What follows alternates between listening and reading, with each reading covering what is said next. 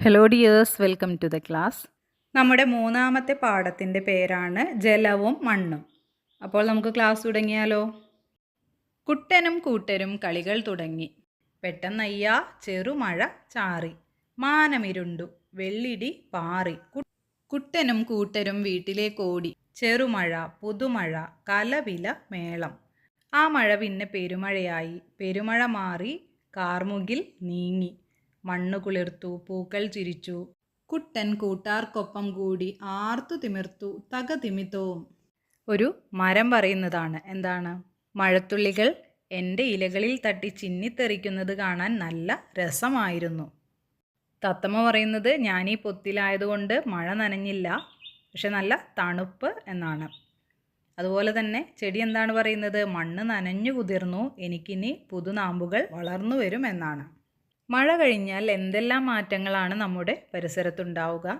പ്രധാന മാറ്റങ്ങൾ എന്ന് പറയുന്നത് ചെടികൾ കൂടുതൽ പച്ചപ്പുള്ളതാകുന്നു, മനോഹരമായ പൂക്കൾ വിരിയുന്നു, വഴികളിൽ വെള്ളക്കെട്ടുകൾ ഉണ്ടാകുന്നു, അന്തരീക്ഷം നന്നായി തണുക്കുന്നു, പൊടിപടലങ്ങൾ മാറി വൃത്തിയാകുന്നു, തവളകൾ ശബ്ദമുണ്ടാക്കാൻ തുടങ്ങുന്നു, മണ്ണിൽ നിന്ന് മൺപുഴുക്കൾ വരുന്നു, നനഞ്ഞ മണ്ണിൽ നിന്ന് സുഗന്ധമുണ്ടാകുന്നു. അതുപോലെ തന്നെ നിങ്ങളുടെ പ്രദേശത്ത് എല്ലാ കാലത്തും മഴ ലഭിക്കാറുണ്ടോ? ഏതൊക്കെ മാസങ്ങളിലാണ് മഴ ലഭിക്കുന്നത്? ഇല്ല, നമ്മുടെ നാട്ടിൽ എപ്പോഴും മഴ പെയ്യാറില്ല. മഴ പെയ്യുന്നത് കാലാനുസൃതമാണ്, ജൂൺ മുതൽ നവംബർ വരെ. മറ്റു മാസങ്ങളിൽ പൊതുവെ വേനലോ വരണ്ട കാലാവസ്ഥയോ ആയിരിക്കും. കേരളത്തിൽ കഴിഞ്ഞ ജൂണിൽ പെയ്ത മഴ സംബന്ധിച്ച വാർത്തകളുടെ തലക്കെട്ടുകൾ നോക്കൂ എന്നൊക്കെയാണ് പറയുന്നത്. ആദ്യത്തേത് കോഴിക്കോട് ജില്ലയിൽ കനത്ത മഴ. പിന്നെയുള്ളത് തിരുവനന്തപുരം ജില്ലയിൽ മഴയിൽ വൻ കുറവ്. ഇതൊക്കെയാണ് ന്യൂസ് പേപ്പറിൽ ഉള്ളത്. മഴയുടെ അളവിലുള്ള വ്യത്യാസം എങ്ങനെയാവും കണ്ടെത്തിയത്? മഴ അളക്കാൻ കഴിയുമോ എന്നാണ് ചോദിച്ചിരിക്കുന്നത്. മുറ്റത്ത് വെച്ചിരിക്കുന്ന ഒഴിഞ്ഞ പാത്രങ്ങളിൽ മഴ പെയ്തു കഴിയുമ്പോൾ വെള്ളം കാണാം. പെയ്ത മഴയുടെ അളവിൻ്റെ സൂചനയാണ് പാത്രത്തിലെ വെള്ളം നൽകുന്നത്. ഈ വെള്ളം അളക്കാൻ സാധിക്കുമോ? മഴ അളക്കാനുള്ള ഒരു ഉപകരണം നമുക്ക് നിർമ്മിച്ചാലോ? അതെ, നമുക്ക് മഴ അളക്കാൻ സാധിക്കും. മഴയുടെ അളവ് കണ്ടെത്തുന്ന രീതി റെയിൻ ഗേജ് എന്ന ഉപകരണം ഉപയോഗിക്കുന്നു. ശേഖരിച്ച വെള്ളത്തിൻ്റെ അളവ് മില്ലിമീറ്ററിൽ അളക്കുന്നു. ഓരോ ദിവസത്തെയും മഴയുടെ അളവുകൾ തമ്മിൽ താരതമ്യം ചെയ്യുന്നു. കൂടുതൽ വെള്ളം ശേഖരിക്കപ്പെട്ടാൽ കൂടുതൽ മഴ ലഭിച്ചു എന്ന് മനസ്സിലാക്കാം. മഴമാപിനി ഉണ്ടാക്കാൻ ആവശ്യമായ സാധനങ്ങൾ: ചില്ലുകുപ്പി വേണം, അതുപോലെ തന്നെ ഒരു ഫണൽ വേണം, സ്കെയിൽ വേണം. എങ്ങനെയാണ് നിർമ്മിക്കുന്നത്? ചില്ലുകുപ്പിയിൽ ഒരു സ്കെയിൽ ചിത്രത്തിലേതുപോലെ ചേർത്ത് ഉറപ്പിച്ചു വയ്ക്കുക. ചില്ലുകുപ്പിയുടെ മുകളിൽ ഫണൽ വയ്ക്കുക.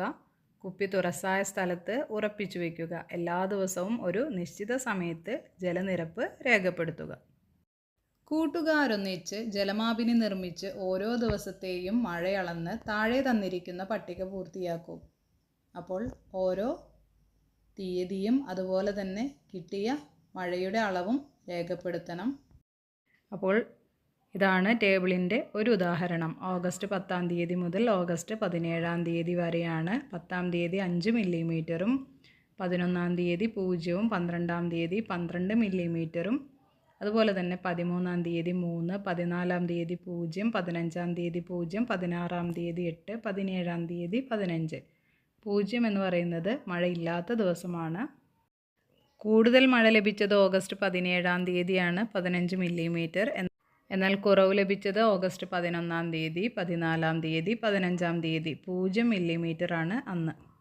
ഓരോ ദിവസവും ലഭിച്ച മഴയുടെ അളവ് ക്ലാസ് മുറിയിലെ ബുള്ളറ്റിൻ ബോർഡിൽ രേഖപ്പെടുത്തണം. ഏറ്റവും കൂടുതൽ മഴ ലഭിച്ചത് ഏത് ദിവസമാണ്? അതുപോലെ തന്നെ ഏറ്റവും കുറവ് ലഭിച്ചതോ? ഇനി തീരെ മഴ ലഭിക്കാത്ത ദിവസമുണ്ടോ? ഇതെല്ലാം രേഖപ്പെടുത്തണം. എനിക്കും ഒരു മഴമാപിനി. ഒരു മഴമാപിനി വീട്ടിൽ തയ്യാറാക്കൂ. ഓരോ ദിവസവും ലഭിച്ച മഴയുടെ അളവ് എൻ്റെ പരിസര പഠന പുസ്തകത്തിൽ എഴുതൂ. മഴവെള്ളം എവിടേക്ക്? മഴ പെയ്തു കഴിഞ്ഞാൽ മഴവെള്ളം എങ്ങോട്ടാണ് പോകുന്നത്? നമുക്കൊരു പ്രവർത്തനം ചെയ്തു നോക്കാം.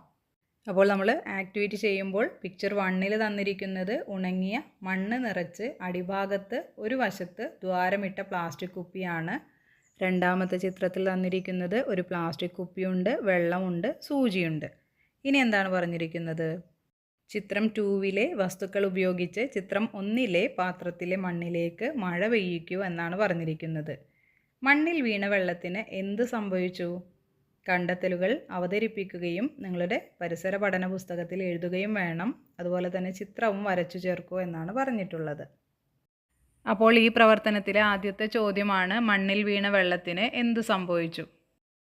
മണ്ണ് വെള്ളം കുടിക്കുന്നു. പ്ലാസ്റ്റിക് കുപ്പിയിൽ ഉണങ്ങിയ മണ്ണിലേക്ക് വെള്ളം ഒഴിച്ചപ്പോൾ മണ്ണത് വേഗത്തിൽ വലിച്ചെടുത്തു.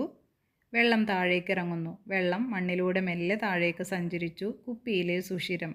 കുപ്പിയുടെ അടിയിലെ ദ്വാരത്തിലൂടെ വെള്ളം തുള്ളികളായി പുറത്തേക്ക് വന്നു.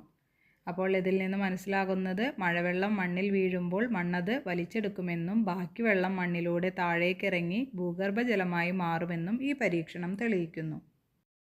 ജലസ്രോതസ്സുകൾ. ഒരു കുട്ടി പറയാണ്, എൻ്റെ വീട്ടിലെ കിണറ്റിൽ നിറയെ വെള്ളമുണ്ട്. അപ്പോൾ മറ്റൊരു കുട്ടി, ഞങ്ങളുടെ വീട്ടിൽ കുഴൽ കിണറാണ്, അതിലെത്ര വെള്ളമുണ്ടെന്ന് കാണാൻ കഴിയില്ല, കാരണം അത് വളരെ താഴെയാണ്.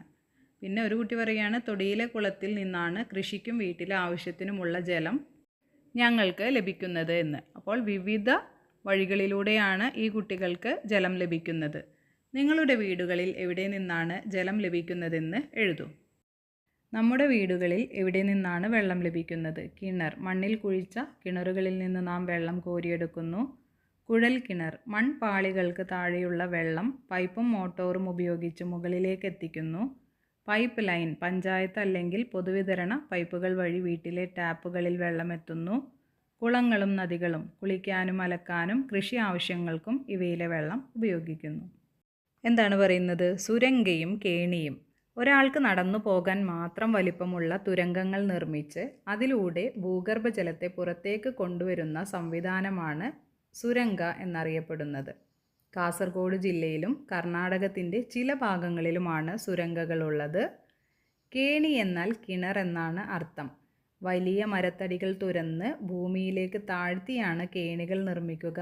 നേരിട്ട് പാത്രങ്ങൾ കൊണ്ട് വെള്ളം കോരിയെടുക്കാവുന്നത്ര ആഴമേ കേണികൾക്ക് ഉണ്ടാവൂ. കേരളത്തിലെ പല ആദിവാസി വിഭാഗങ്ങളും ഇപ്പോഴും കേണികൾ ഉപയോഗിക്കുന്നുണ്ട്. ചിത്രം നിരീക്ഷിക്കൂ. പുഴയിലെ ജലം എന്തെല്ലാം ആവശ്യങ്ങൾക്കാണ് ഈ ജീവികൾ ഉപയോഗിക്കുന്നത്? താഴെ തന്നിരിക്കുന്ന ഈ പട്ടിക പൂർത്തിയാക്കൂ എന്നാണ് പറഞ്ഞിരിക്കുന്നത്. അതുപോലെ തന്നെ കണ്ടെത്തലുകൾ അവതരിപ്പിക്കൂ. പിന്നെ നാം എന്തെല്ലാം ആവശ്യങ്ങൾക്കാണ് ജലം ഉപയോഗിക്കുന്നത്?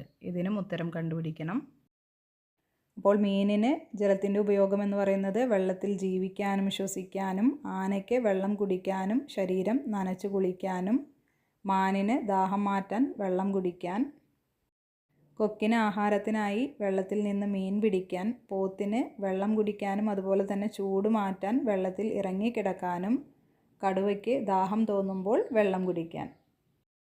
നമ്മൾ എന്തിനൊക്കെയാണ് വെള്ളം ഉപയോഗിക്കുന്നത്? കുടിക്കാൻ, ഭക്ഷണം പാകം ചെയ്യാൻ, കുളിക്കാൻ, തുണികളും പാത്രങ്ങളും കഴുകാൻ, ചെടികൾ നനയ്ക്കാൻ, വീട് വൃത്തിയാക്കാൻ. നമ്മൾ കണ്ടെത്തിയ കാര്യം എഴുതാൻ പറഞ്ഞിട്ടുണ്ട്. മനുഷ്യർക്കും മൃഗങ്ങൾക്കും പക്ഷികൾക്കും ജീവിക്കാൻ വെള്ളം അത്യാവശ്യമാണ്. ഓരോ ജീവിയും പലവിധ ആവശ്യങ്ങൾക്കാണ് വെള്ളം ഉപയോഗിക്കുന്നത്. മീനുകൾക്ക് ജീവിക്കാൻ വെള്ളം വേണം. മൃഗങ്ങൾക്ക് കുടിക്കാനും കുളിക്കാനും വെള്ളം വേണം. ആവശ്യത്തിന് ജലം ലഭിക്കാതിരുന്നാൽ മനുഷ്യർക്കും മറ്റു ജീവജാലങ്ങൾക്കും എന്തെല്ലാം സംഭവിക്കും? ചർച്ച ചെയ്ത് എഴുതൂ. ജീവജാലങ്ങൾക്ക് ആവശ്യത്തിന് വെള്ളം കിട്ടിയില്ലെങ്കിൽ എന്ത് സംഭവിക്കും? മനുഷ്യരും മൃഗങ്ങളും തളർന്നു പോകും. വെള്ളം കിട്ടാതെ വന്നാൽ ദാഹം കൊണ്ട് ജീവികൾക്ക് അസുഖം വരികയും അവ വല്ലാതെ തളരുകയും ചെയ്യും. ചെടികളും മരങ്ങളും ഉണങ്ങിപ്പോകും. ചെടികൾ വാടി കരിഞ്ഞു പോകും. പുതിയ ഇലകളും പൂക്കളും ഉണ്ടാകില്ല. ഭക്ഷണം ഇല്ലാതാകും. വെള്ളമില്ലെങ്കിൽ കർഷകർക്ക് കൃഷി ചെയ്യാൻ കഴിയില്ല. ഇത് വലിയ ഭക്ഷണക്ഷാമത്തിന് കാരണമാകും. ജീവൻ നിലനിൽക്കില്ല. വെള്ളമില്ലാതെ ഭൂമിയിൽ ഒന്നിനും ജീവിക്കാൻ കഴിയില്ല. എല്ലാ ജീവജാലങ്ങളും നശിച്ചു പോകും. അപ്പോൾ നിങ്ങൾ കേട്ടിട്ടുണ്ടായിരിക്കും, നഗരമധ്യത്തിൽ കുടിവെള്ള പൈപ്പ് പൊട്ടി റോഡ് മുഴുവൻ വെള്ളത്തിലായി എന്നെല്ലാം. ഇത്തരത്തിലുള്ള വാർത്തകൾ നിങ്ങൾ കണ്ടിട്ടുണ്ടാവുമല്ലോ. ജലം പാഴാക്കുന്ന മറ്റു സന്ദർഭങ്ങൾ ഏതെല്ലാമെന്ന് എഴുതൂ. പല്ല് തേക്കുമ്പോൾ ടാപ്പ് തുറന്നിരിക്കുന്നത്, ടാങ്കുകൾ നിറഞ്ഞ് വെള്ളം പുറത്തേക്ക് ഒഴുക്കിക്കളയുന്നത്, പൈപ്പ് ലൈനുകളിലെയും ടാപ്പുകളിലെയും ചോർച്ച നന്നാക്കാതിരിക്കുന്നത്, വാഹനങ്ങൾ കഴുകാൻ ഹോസ് പൈപ്പ് ഉപയോഗിച്ച് അമിതമായി വെള്ളം കളയുന്നത്. ജലം പാഴാക്കാതിരിക്കാൻ എന്തെല്ലാം കാര്യങ്ങൾ നമുക്ക് ചെയ്യാൻ കഴിയും? ആദ്യത്തേത്, ടാപ്പുകൾ അനാവശ്യമായി തുറന്നിടരുത്. പിന്നെ പല്ല് തേക്കുമ്പോഴും കൈ കഴുകുമ്പോഴും ആവശ്യമില്ലാതെ ടാപ്പ് തുറന്നു വയ്ക്കരുത്. ടാപ്പുകളിലെയും പൈപ്പുകളിലെയും ചോർച്ച ഉടൻ തന്നെ നന്നാക്കുക. അരിയും പച്ചക്കറികളും കഴുകിയ വെള്ളം ചെടികൾക്ക് ഒഴിച്ചു കൊടുക്കുക. കുളിക്കാൻ ഷവറിന് പകരം ബക്കറ്റും മഗ്ഗും ഉപയോഗിക്കുക. ജലശുദ്ധീകരണം. മണ്ണിൽ വീണ് കലങ്ങിയ മഴവെള്ളം കിണറ്റിലേക്ക് എത്തുമ്പോൾ തെളിഞ്ഞു വരുന്നത് എങ്ങനെയാണ്? മഴവെള്ളത്തിൻ്റെ ഒരു ഭാഗം മണ്ണിലൂടെ താഴേക്ക് അരിച്ചിറങ്ങുന്നു. ഇത് ഉറവയായി കിണറ്റിലും മറ്റ് ജലസ്രോതസ്സുകളിലും എത്തിച്ചേരുന്നു. മണ്ണിലൂടെ അരിച്ചിറങ്ങുമ്പോഴാണ് വെള്ളം തെളിഞ്ഞു വരുന്നത്. കലക്ക വെള്ളത്തെ തെളിനീരാക്കാം. എങ്ങനെയാണ്? 3 ചിരട്ടകളെടുത്ത് ഓരോന്നിലും ദ്വാരമിടുക. ദ്വാരമിട്ട ഭാഗത്ത് പഞ്ഞിയോ തുണിയോ വയ്ക്കുക. ചരൽ, മണൽ, ചിരട്ടക്കരി എന്നിവ ഓരോ ചിരട്ടകളിലാക്കി നിറയ്ക്കുക. ഒരു ഗ്ലാസ്സിന് മുകളിൽ ചിത്രത്തിൽ കാണുന്നത് പോലെ ക്രമീകരിക്കുക. ഇനി മുകളിലെ ചിരട്ടയിൽ കലങ്ങിയ വെള്ളം ഒഴിച്ചു നോക്കൂ. അപ്പോൾ എന്താണ് നിങ്ങൾ കണ്ടുപിടിച്ചത്? അത് നിങ്ങളുടെ ഡയറിയിൽ എഴുതണം. അതുപോലെ തന്നെ റെയിൻ വാട്ടർ ടാങ്ക്, മഴവെള്ള സംഭരണിയും ഇതുപോലെ ഫിൽറ്റർ ചെയ്യണം. സ്ഥാപനങ്ങളിലും അതുപോലെ തന്നെ വീടുകളിലും കുടിവെള്ളം ശുദ്ധീകരിക്കുന്നതിനായിട്ടുള്ള ഉപകരണങ്ങൾ ഉപയോഗിക്കാറുണ്ട്. ശുദ്ധജലക്ഷാമം രൂക്ഷമായ ചില രാജ്യങ്ങളിൽ കടൽവെള്ളം ശുദ്ധീകരിച്ച് കുടിവെള്ളമായി ഉപയോഗിക്കുന്നു. പൊതു ജലവിതരണ സംവിധാനങ്ങളിലൂടെ വീടുകളിൽ ലഭിക്കുന്ന വെള്ളം വിവിധ ജലസ്രോതസ്സുകളിൽ നിന്ന് ശേഖരിച്ച് ശുദ്ധീകരിച്ചതാണ്. മണ്ണിലെ മാളങ്ങളിലാണ് ഞങ്ങളുടെ താമസമെന്നാണ് മുള്ളൻ പന്നി പറയുന്നത്. എന്നാൽ പ്ലാന്റ് പറയുന്നത് മണ്ണിലായിരുന്ന ഞാൻ ജലം ലഭിച്ചപ്പോൾ പുറത്തു വന്നു. മണ്ണിര പറയുന്നത് ഞാൻ എന്നും മണ്ണിൽ തന്നെ എന്നൊക്കെയാണ്. മണ്ണ് കൊണ്ട് ജന്തുക്കൾക്കും സസ്യങ്ങൾക്കും എന്തെല്ലാം പ്രയോജനങ്ങളാണുള്ളത്? അതുപോലെ തന്നെ നമുക്കോ? ജീവികൾക്കുള്ള പ്രയോജനങ്ങൾ എന്ന് പറയുന്നത് വാസസ്ഥലം ഒരുക്കുന്നു. എലി, മുള്ളൻ പന്നി തുടങ്ങിയ ജീവികൾ മണ്ണിൽ പൊത്തുകൾ ഉണ്ടാക്കി താമസിക്കുന്നു. സ്ഥിരമായ ആവാസ വ്യവസ്ഥ. മണ്ണിര പോലുള്ള ജീവികൾ എപ്പോഴും മണ്ണിലാണ് ജീവിക്കുന്നത്. സസ്യങ്ങൾക്കുള്ള പ്രയോജനങ്ങൾ മുളയ്ക്കാൻ സഹായിക്കുന്നു. വിത്തുകൾ മണ്ണിൽ കിടക്കുകയും വെള്ളം ലഭിക്കുമ്പോൾ മുളച്ചു വരികയും ചെയ്യുന്നു. വളർച്ചയ്ക്ക് താങ്ങാകുന്നു. വേരുകളെ മണ്ണിൽ ഉറപ്പിച്ചു നിർത്താനും ആവശ്യത്തിന് വെള്ളവും പോഷകങ്ങളും നൽകാനും മണ്ണ് സഹായിക്കുന്നു. മണ്ണുകൊണ്ട് നമുക്കുള്ള ഗുണങ്ങളെന്ന് പറയുന്നത് കൃഷിക്ക്, അതുപോലെ തന്നെ നിർമ്മാണത്തിന്, മൺപാത്രങ്ങൾക്ക് രൂപങ്ങൾ ഉണ്ടാക്കാൻ ഒക്കെ നമ്മൾ മണ്ണ് ഉപയോഗിക്കുന്നുണ്ട്. കളിമണ്ണ് കൊണ്ടുണ്ടാക്കിയ രൂപങ്ങൾ കണ്ടല്ലോ. നമുക്കും ഇതുപോലെ ഉണ്ടാക്കി നോക്കാം. നിങ്ങൾ നിർമ്മിച്ച കളിമൺ രൂപങ്ങളുടെ ഒരു പ്രദർശനം സംഘടിപ്പിക്കൂ എന്നാണ് പറഞ്ഞിരിക്കുന്നത്. രൂപങ്ങൾ ഉണ്ടാക്കാൻ ഉപയോഗിച്ച മണ്ണിൻ്റെ പ്രത്യേകതകൾ എന്തെല്ലാമാണ്? നിറം, തരികളുടെ വലിപ്പം എന്നിവ പരിശോധിക്കൂ. നമ്മുടെ പരിസരത്ത് എല്ലായിടത്തുമുള്ള മണ്ണ് ഒരുപോലെയാണോ? നമുക്ക് പരിശോധിക്കാം. നിങ്ങളുടെ സ്കൂൾ മുറ്റം, അതുപോലെ തന്നെ മരച്ചുവട്, ജൈവ വൈവിധ്യ ഉദ്യാനം, കളിസ്ഥലം എന്നിവിടങ്ങളിൽ നിന്ന് മണ്ണ് ശേഖരിച്ച് നിരീക്ഷിച്ച് പട്ടിക പൂർത്തിയാക്കണം. രൂപങ്ങൾ ഉണ്ടാക്കാൻ ഉപയോഗിക്കുന്ന മണ്ണിൻ്റെ സവിശേഷതകൾ. ഇനം കളിമണ്ണ് ഉപയോഗിക്കുന്നു. തരികൾ എന്ന് പറയുന്നത് വളരെ ചെറിയ തരികളാണ്. പ്രത്യേകത നനയുമ്പോൾ നന്നായി ഒട്ടിപ്പിടിക്കുന്നു. ഉപയോഗം എളുപ്പത്തിൽ രൂപങ്ങൾ ഉണ്ടാക്കാം.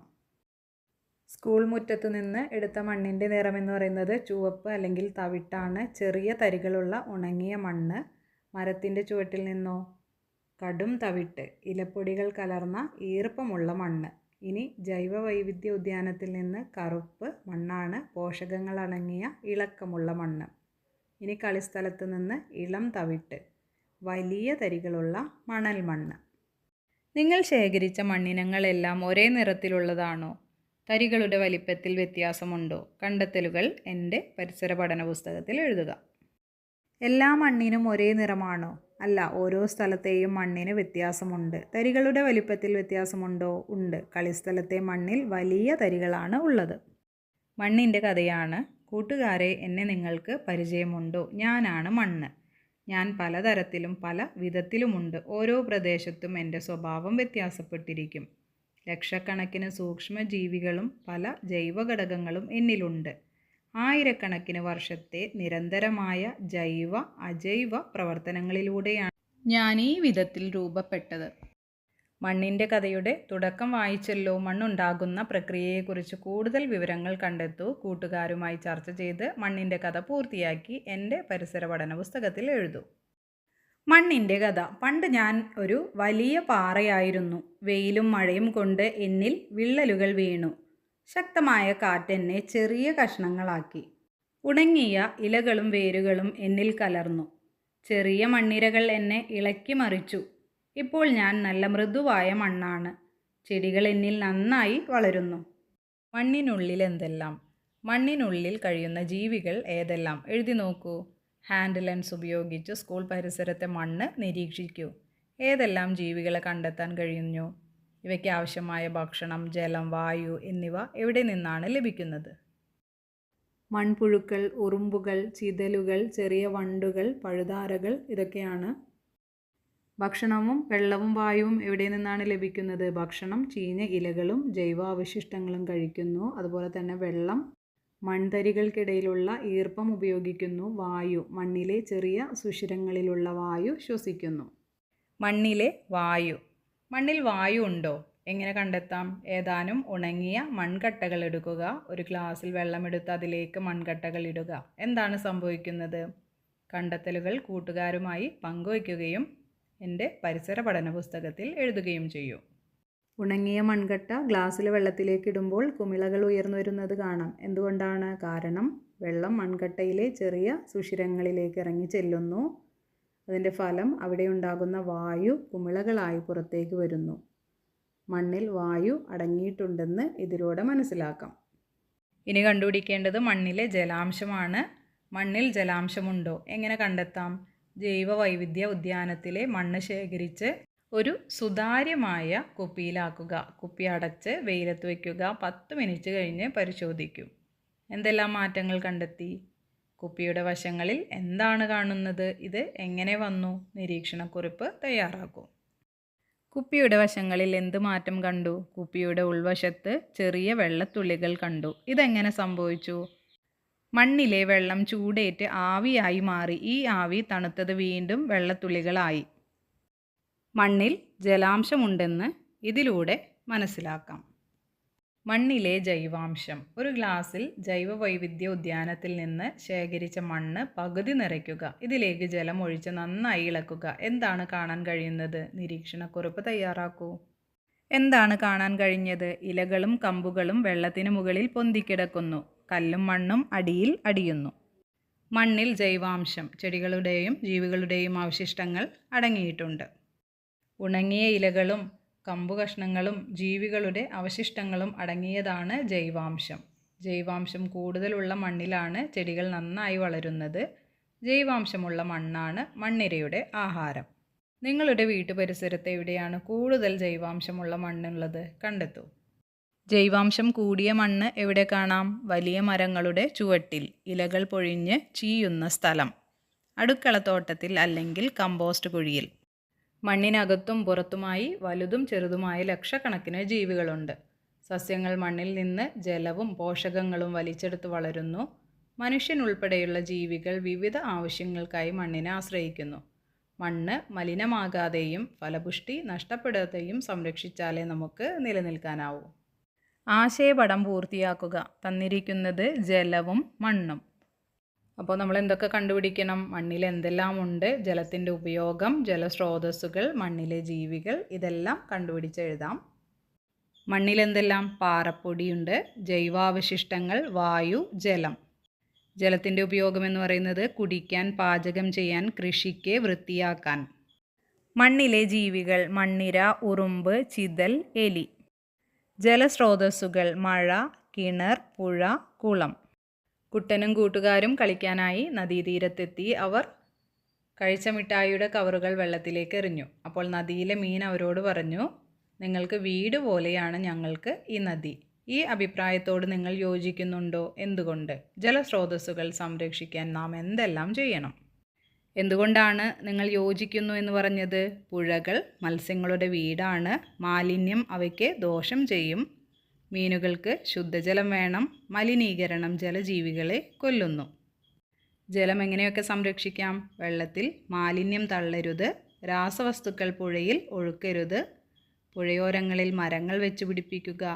കൃഷിയിൽ രാസവളങ്ങൾ കുറയ്ക്കുക. കുളങ്ങളും കിണറുകളും വൃത്തിയാക്കുക. ആദ്യത്തെ ചോദ്യം, വിവിധ നിറങ്ങളിലുള്ള കല്ലുകൾ ശേഖരിച്ച് നന്നായി പൊടിച്ചെടുക്കുക. ചാർട്ട് പേപ്പറിൽ പൂക്കളുടെയും മറ്റും ചിത്രങ്ങൾ വരച്ച് പൊടിച്ചെടുത്ത മണ്ണ് പശ ഉപയോഗിച്ച് ചിത്രങ്ങളിൽ പതിപ്പിക്കുക. നെക്സ്റ്റ് ക്വസ്റ്റ്യൻ, വിവിധ ഇനം മണ്ണുകൾ ശേഖരിച്ച് സ്കൂളിൽ പ്രദർശനം സംഘടിപ്പിക്കുക. ഓക്കെ ഡിയേഴ്സ്, അപ്പോൾ പാഠഭാഗം നന്നായി പഠിക്കണം. മറ്റൊരു ക്ലാസ്സിൽ വീണ്ടും കാണാം. താങ്ക്